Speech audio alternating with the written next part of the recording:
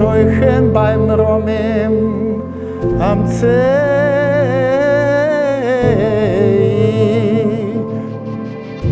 Jeigu jūs matytumėt, kaip čia atrodė viskas, tai čia buvo, iš tikrųjų labai baisiai atrodė. Kažkas taip pasufleravo jausi, kad yra išlikusi sinagoga, atvažiuokit pasižiūrėkit. Ir sėdau į mašiną, atvažiavau ir mano pirmas įspūdis buvo tai Arono Kodešas.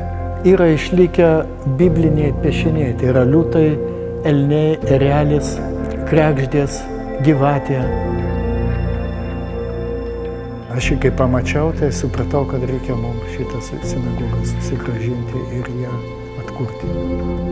Darydavom čia talkas, po 10 tonų 2 kartus išvežėm tokius šiukšlių. Čia lubos įkritusios buvo, apšiltinimo medžiagos visos įkrito čia ir mes iškopėm čia viską. Šita vakarinė siena, tai jinai iš viso buvo pusiau sugrūvusi. Stogas kiauras buvo iš viso įgriuvęs, langai buvo užkalti, nieko čia nebuvo, absoliučiai. Restauruojant buvo atkasta Bimos vieta 19 ir 20 amžiaus, kai išlikusios ir plytos, ir akmenys. Ant Bimos, aiškia, buvo laipteliai, tai buvo vieta skaityti Torą. Arono Kodešas buvo, ten jūs matote spinta yra, ir tenais buvo laikoma Tora. Šiandieną mes matom, ką mes padarėm per 3-4 metus. Dar viršuje yra labai didelė erdvė, pačioje, aiškia, palėpėje.